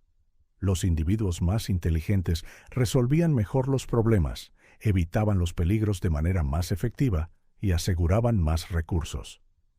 Pero en sociedades cada vez más complejas con división del trabajo, incluso las personas con una inteligencia por debajo del promedio podían encontrar roles que les permitieran sobrevivir y reproducirse. Podían realizar trabajos agrícolas repetitivos, aprender oficios simples y contribuir a sus comunidades de una manera que no existía en las sociedades de cazadores-recolectores. El cambio más drástico llegó con el desarrollo de lo que hoy llamamos civilización. Las ciudades, que surgieron hace unos 6.000 años, crearon un entorno en el que casi cualquier variación genética compatible con la supervivencia básica podía persistir. La escritura significaba que el conocimiento no dependía de la memoria individual. Los sistemas legales ofrecían protección independientemente de la fuerza física. La especialización económica significaba que casi todos podían aportar algo valioso a la sociedad. Y la atención médica, por primitiva que fuera, comenzó a salvar vidas que se habrían perdido en cualquier sociedad humana anterior.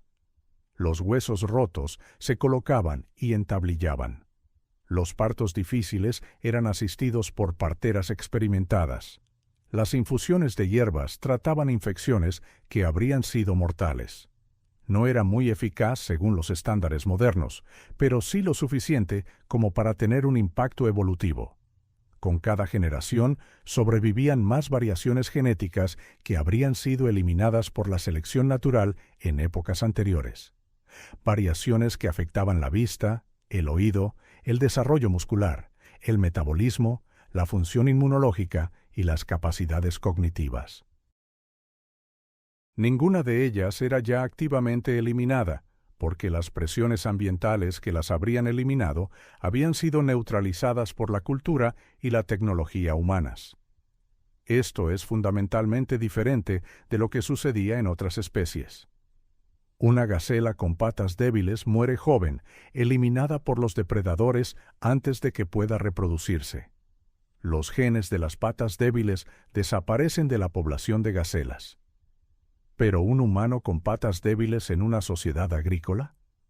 Puede trabajar en los campos, procesar granos, criar hijos. Sobrevive. Se reproduce. Sus genes permanecen en la población. Durante miles de años, esta relajación de la selección llevó a algo sin precedentes.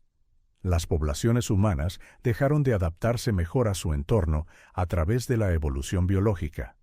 No porque hubieran alcanzado una cima evolutiva, ni porque ya no hubiera mutaciones útiles, sino porque los factores de selección que normalmente habrían favorecido las mutaciones útiles y eliminado las perjudiciales, desaparecieron. Tomemos, por ejemplo, la tolerancia a la lactosa, la capacidad de digerir la leche en la edad adulta.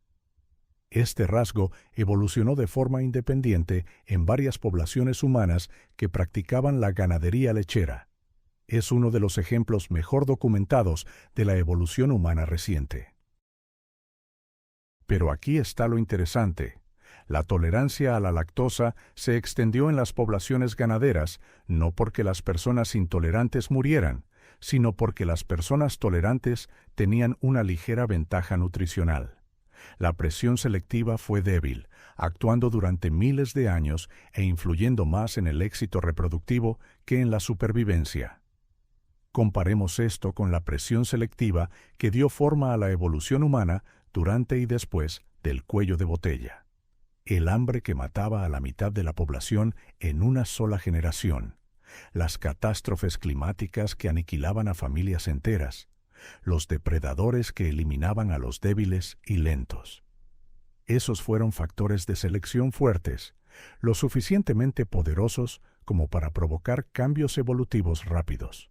La propagación de la tolerancia a la lactosa durante 8.000 años, porque permitía una nutrición ligeramente mejor, es un ejemplo de selección atenuada.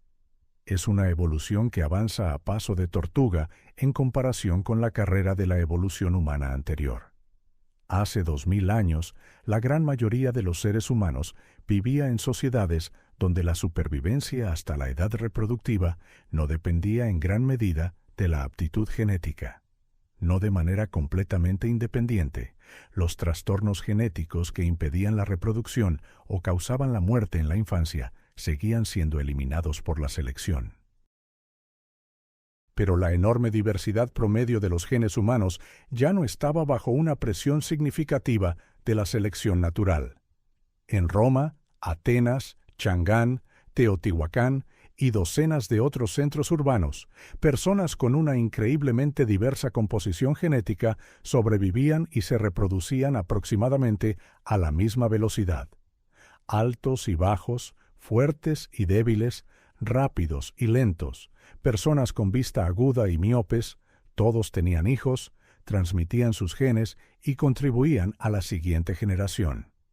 Por esta razón, los genetistas que estudian la evolución humana no ven prácticamente ningún cambio biológico significativo en las poblaciones humanas en los últimos 70.000 años. No porque ya no ocurrieran mutaciones útiles. La evolución genera constantemente variaciones genéticas en cada población, sino porque los factores de selección que normalmente habrían filtrado estas variaciones, reforzando las útiles y eliminando las perjudiciales, fueron eliminados por la cultura humana. El desarrollo de la medicina moderna ha hecho esta situación aún más evidente. En el siglo XIX, los avances médicos salvaron vidas que se habrían perdido por infecciones, complicaciones en el parto, lesiones, enfermedades congénitas, uno de los muchos problemas de salud que habrían sido mortales en épocas anteriores.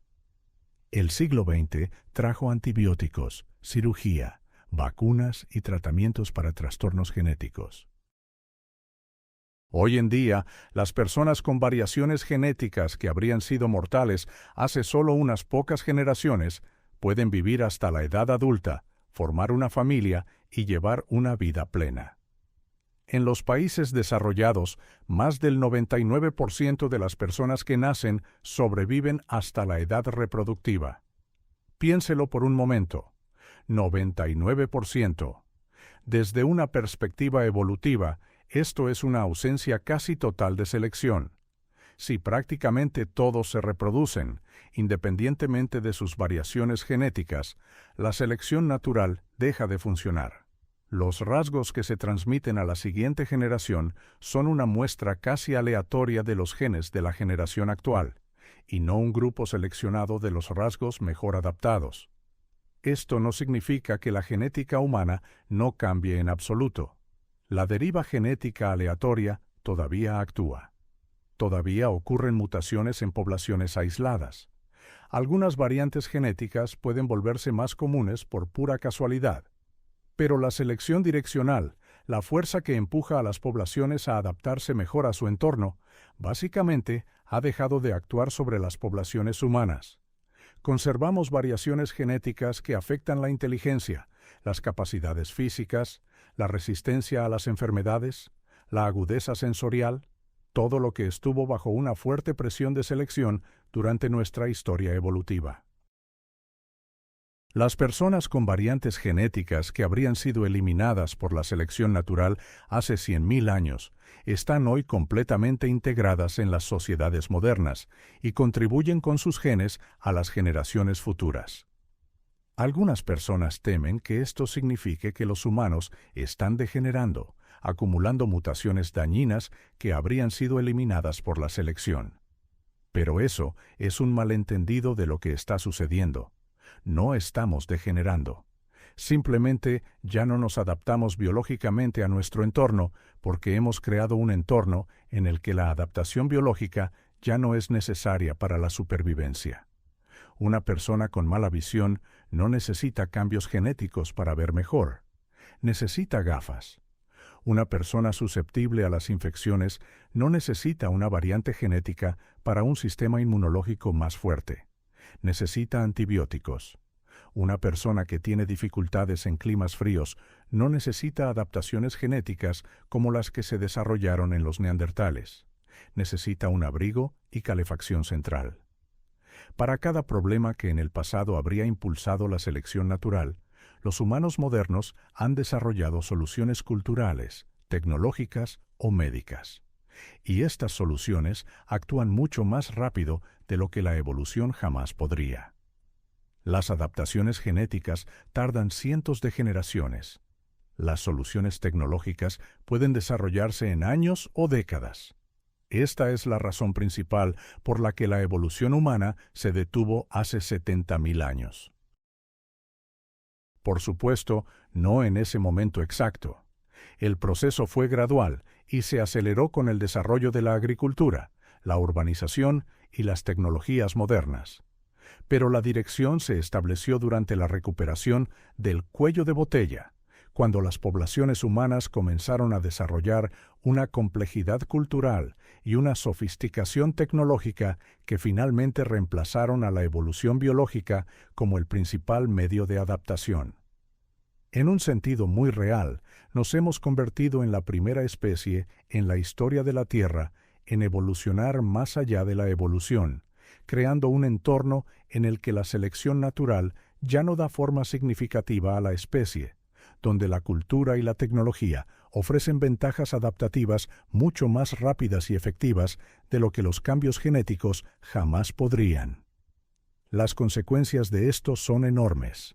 Significa que los humanos, anatómicamente, genéticamente y biológicamente modernos, están esencialmente congelados en el punto que alcanzamos hace unos 70.000 años. No estamos evolucionando hacia cerebros más grandes, cuerpos más fuertes o una mejor resistencia a las enfermedades. No nos estamos adaptando a nuestro entorno moderno a través de cambios genéticos. Simplemente mantenemos el statu quo genético, conservando la inmensa diversidad de la genética humana, sin la presión de selección que normalmente guiaría esa diversidad en una dirección particular. Pero si la selección natural fuerte dejó de actuar sobre las poblaciones humanas hace decenas de miles de años, deberíamos ver evidencia de ello en el registro fósil. Deberíamos ser capaces de rastrear los cambios anatómicos, o la falta de ellos, que marcan el fin de la evolución biológica humana. Y podemos hacerlo. Los huesos no mienten. Y aquí es donde se pone realmente interesante, porque cuando se observa de cerca la evidencia física, cuando se examinan los huesos, los dientes y el ADN de los humanos de los últimos 70.000 años, se ve algo que no debería ser posible. Se ve un estancamiento, una pausa evolutiva, una instantánea biológica congelada durante 3.000 generaciones. Permítanme mostrarles a qué me refiero.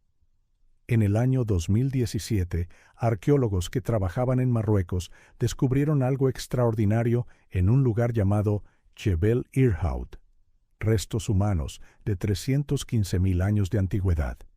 Aún no eran humanos modernos. Los cráneos eran más largos y planos que los nuestros. Las crestas de las cejas eran más pronunciadas. El rostro sobresalía más. Pero ya estaban cerca. Se podía ver cómo los rasgos del humano moderno comenzaban a surgir de formas más arcaicas. Avancemos 195.000 años en el futuro. Los restos de Homo de Etiopía, aún más cercanos a la anatomía moderna. La bóveda craneal es más alta. El rostro es más plano. Las crestas de las cejas están reducidas. La evolución está ocurriendo claramente. Los cambios se acumulan de generación en generación. El registro fósil muestra que la anatomía humana se mueve constantemente hacia la forma moderna. Luego, vayamos a hace 160.000 años. Los cráneos de Erto, también de Etiopía. Ahora estamos ante lo que los paleoantropólogos llaman humanos casi modernos. Si vieras a uno de ellos caminando por la calle, quizás mirarías 2 veces, pero no pensarías que es una especie diferente. La estructura básica ya está ahí. Una bóveda craneal alta y redonda, un rostro plano, crestas de cejas pequeñas, un mentón prominente. La trayectoria evolutiva es clara. Desde hace 300.000 hasta 100.000 años, la anatomía humana cambió rápidamente. Pero hace unos 70.000 años sucede algo extraño. Los cambios se detienen. No se ralentizan, sino que se detienen. Tomemos los restos de las cuevas de Skul y Kafse en Israel. Son humanos anatómicamente modernos que vivieron entre 90.000 y 120.000 años atrás. Sus esqueletos son prácticamente indistinguibles de los humanos que viven hoy. El mismo volumen craneal, las mismas proporciones corporales, la misma morfología dental. Todo es igual. Ahora observemos el cráneo de Hofmeyr en Sudáfrica.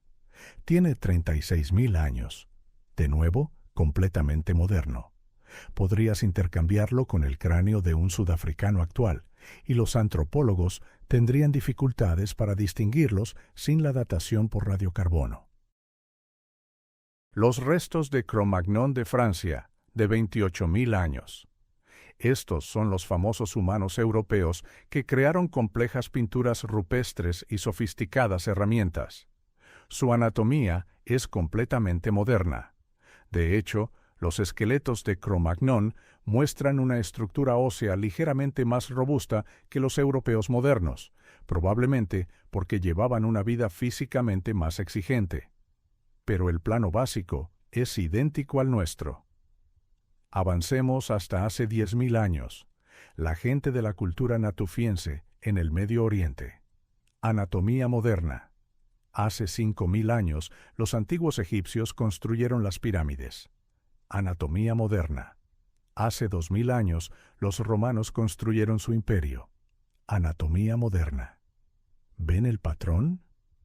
En los últimos 70.000 a 100.000 años, la anatomía esquelética humana ha sido asombrosamente estable. No hay cambios importantes en la forma del cráneo, ni desplazamientos significativos en las proporciones corporales, ni evolución de nuevas características físicas. Es como si alguien hubiera presionado el botón de pausa en la evolución biológica humana, aproximadamente en el momento en que nuestros antepasados sobrevivieron a la catástrofe de Toba y desarrollaron las capacidades cognitivas que definirían a nuestra especie. Ahora hablemos del tamaño del cerebro, porque aquí el estancamiento evolutivo es aún más evidente. Durante la mayor parte de la evolución humana, el tamaño del cerebro aumentó constantemente. El Homo habilis, nuestro antepasado más antiguo fabricante de herramientas de hace 2,8 millones de años, tenía un volumen cerebral de unos 600 centímetros cúbicos. Pequeño, aproximadamente el 40% del tamaño de un cerebro humano moderno.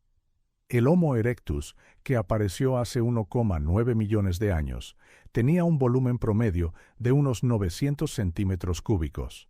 Un cerebro más grande, herramientas más complejas, una mejor capacidad para adaptarse a nuevos entornos. El Homo heidelbergensis temprano, el antepasado común de neandertales y humanos modernos, tenía un cerebro de unos 1200 centímetros cúbicos, acercándose al tamaño moderno. Hace 300.000 años, tanto los neandertales como los primeros humanos modernos tenían cerebros de entre 1400 y 1500 centímetros cúbicos en promedio, lo que se encuentra dentro del rango de los humanos modernos. En más de 2 millones de años, el tamaño del cerebro humano aumentó en unos 850 centímetros cúbicos. Este es un cambio evolutivo enorme. Cerebros más grandes significaban una mejor resolución de problemas, un comportamiento social más complejo, una mayor capacidad para aprender y transmitir la cultura. La selección natural favorecía claramente la inteligencia y el registro fósil muestra un aumento constante en el tamaño del cerebro como resultado. Pero luego, hace unos 100.000 años, el tamaño del cerebro alcanza un límite y simplemente deja de crecer. El tamaño promedio del cerebro de un humano moderno está entre 1300 y 1500 centímetros cúbicos. Es el mismo rango que el de los humanos de hace 100.000 años. El mismo rango que el de los humanos de hace 50.000 años. El mismo rango que el de los humanos de hace 10.000 años. De hecho, algunos estudios sugieren que el tamaño promedio del cerebro humano ha disminuido ligeramente en los últimos 20.000 años. No porque nos estemos volviendo más tontos, sino probablemente porque hemos desarrollado estructuras sociales tan complejas y acumulado tanto conocimiento cultural que ya no necesitamos tanta potencia de cálculo en bruto. Podemos depender de la inteligencia colectiva en lugar de la capacidad cerebral individual. Pero incluso esta disminución es mínima. Estamos hablando de una disminución de quizás un 10% en 20.000 años y solo en algunas poblaciones. La arquitectura fundamental no ha cambiado en absoluto. Comparemos eso con los 2 millones de años anteriores, cuando el cerebro se duplicó en tamaño. El contraste es sorprendente. Algo cambió fundamentalmente en la evolución humana hace unos 70.000 a 100.000 años. La presión implacable por cerebros más grandes que había impulsado la evolución humana durante millones de años simplemente desapareció. Los datos esqueléticos cuentan la misma historia en todos los aspectos. La altura del cuerpo humano ha fluctuado en los últimos 70.000 años, pero el rango de variación no ha cambiado. Tenemos poblaciones de baja y alta estatura hoy, y teníamos poblaciones de baja y alta estatura hace 50.000 años. No hay cambios direccionales, solo variaciones en torno a una media estable. La morfología dental, las formas y tamaños de nuestros dientes, ha permanecido constante. Los antiguos humanos tenían los mismos patrones dentales que vemos en las poblaciones modernas. El mismo número de dientes, las mismas formas básicas, la misma disposición en la mandíbula. Las proporciones de las extremidades no han cambiado. Las personas adaptadas a climas fríos tienden a tener extremidades más cortas y un cuerpo más compacto. Las personas adaptadas a climas cálidos tienden a tener extremidades más largas y un cuerpo más esbelto. Este patrón se estableció mucho antes de hace 70.000 años y no ha cambiado desde entonces. Los Inuit en el Ártico tienen proporciones corporales similares a las de las personas que vivieron en regiones frías hace 30.000 años. Los Masái en África Oriental tienen proporciones corporales similares a las de las personas que vivieron en regiones cálidas hace 50.000 años. Lo que no ha evolucionado es especialmente llamativo. Los humanos modernos no tienen adaptaciones esqueléticas únicas para la agricultura, a pesar de que la hemos practicado durante 10.000 años. No tenemos características esqueléticas especiales para el uso de herramientas, aunque el uso de herramientas ha sido central para la supervivencia humana durante millones de años. No hemos desarrollado características anatómicas para llevar ropa, construir refugios o cualquier otro comportamiento cultural que define la vida humana. Esto es completamente diferente a la evolución humana anterior. Entre hace 2 millones y 100.000 años, el registro fósil muestra cambios anatómicos dramáticos. El Homo erectus desarrolló piernas más largas para caminar largas distancias. Los neandertales desarrollaron estructuras esqueléticas robustas para climas fríos. Los primeros humanos modernos desarrollaron una constitución más grácil. Cada pocos cientos de miles de años se pueden ver claros cambios direccionales en el registro fósil. Evolución en acción. Pero en los últimos 70.000 años, estancamiento. El registro arqueológico cuenta una historia completamente diferente. Mientras la anatomía humana permanecía estable, la cultura humana explotó en complejidad y diversidad. Y eso es exactamente lo que se esperaría si la evolución cultural hubiera reemplazado a la biológica como la principal fuerza impulsora de la adaptación humana. Observemos la tecnología de herramientas de piedra. Desde hace 2,6 millones de años hasta hace unos 300.000 años, el diseño de las herramientas de piedra cambió muy lentamente. El mismo diseño básico de un hacha de mano perduró durante más de 1 millón de años. Cuando surgían nuevos tipos de herramientas, se extendían gradualmente a lo largo de cientos de miles de años. Esto es lo que se esperaría de una especie en la que la capacidad para fabricar herramientas está en gran medida determinada genéticamente. Los mejores fabricantes de herramientas tienen más descendencia y a lo largo de vastos periodos de tiempo, las poblaciones desarrollan gradualmente mejores habilidades para la fabricación de herramientas. Pero hace unos 300.000 años, y especialmente después de 70.000 años, el ritmo del cambio tecnológico se acelera drásticamente. Nuevos tipos de herramientas aparecen y se propagan rápidamente. Tecnologías de hojas, microlitos, herramientas compuestas con múltiples componentes. Innovaciones cuyo desarrollo y difusión solían llevar cientos de miles de años, ahora surgen y se extienden en unos pocos miles de años. Hace 40.000 años, la tecnología humana cambia tan rápidamente que los arqueólogos pueden fechar los sitios por sus conjuntos de herramientas. Cada pocos miles de años se producen estilos de herramientas reconociblemente diferentes. Eso es evolución cultural. Las ideas se propagan a través del aprendizaje y la imitación, no a través de los genes. El mismo patrón se observa en el arte. El arte inequívoco más antiguo, grabados en ocre de Sudáfrica, data de hace unos 100.000 años.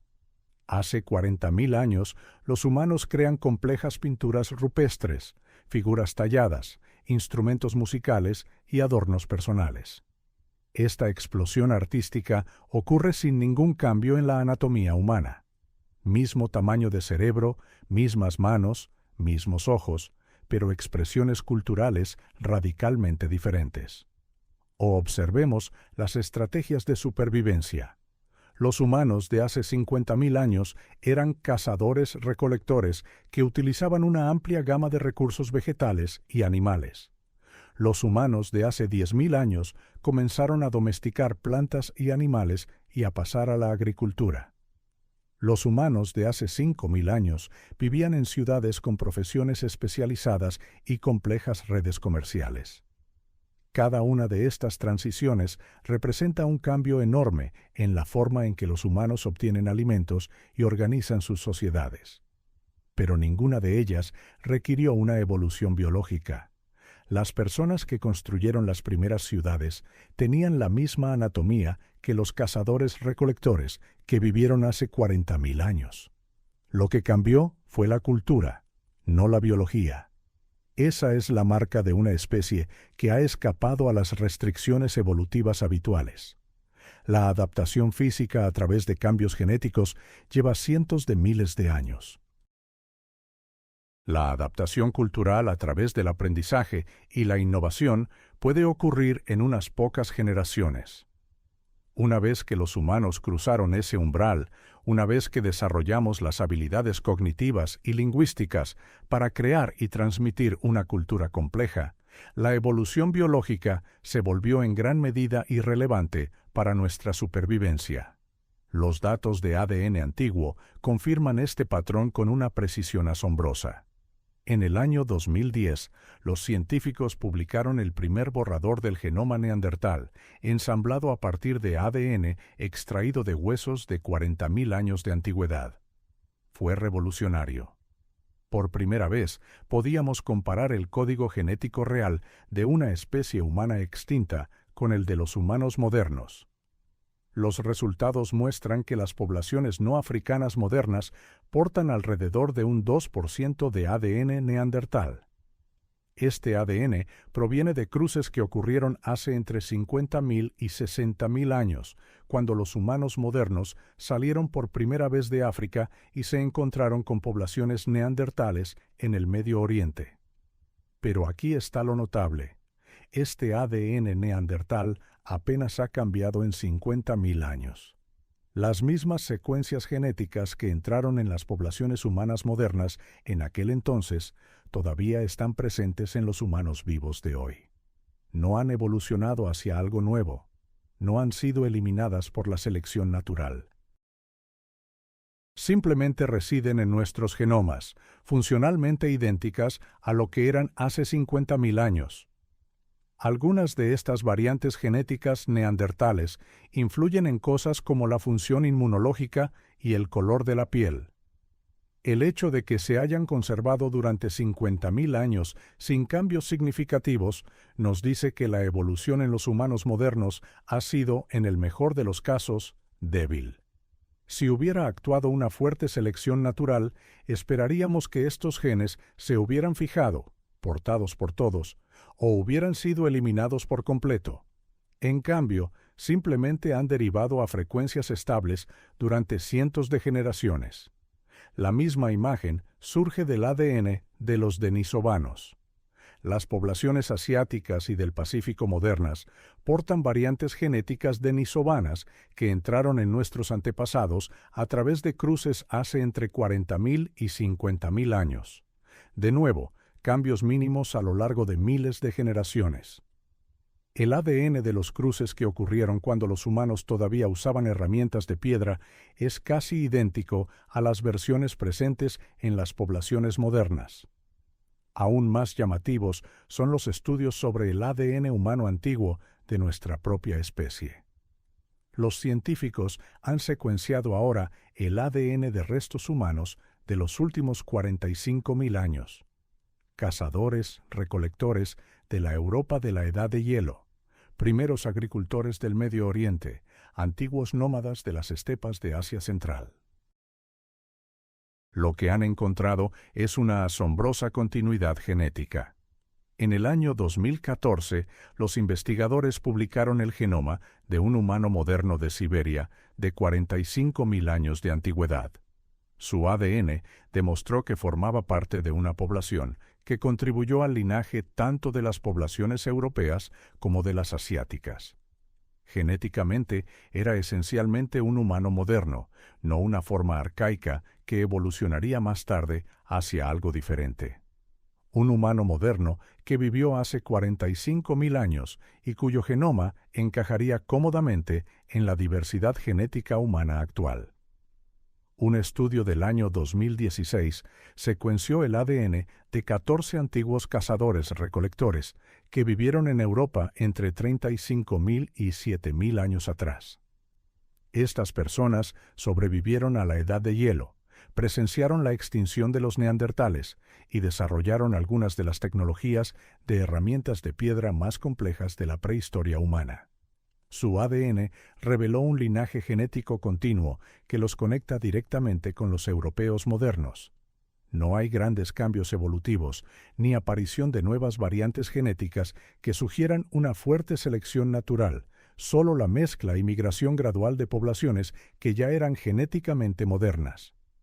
Lo que estos genomas antiguos no muestran es particularmente revelador. No muestran evidencia de un aumento reciente en el tamaño del cerebro. No muestran una selección continua de habilidades cognitivas.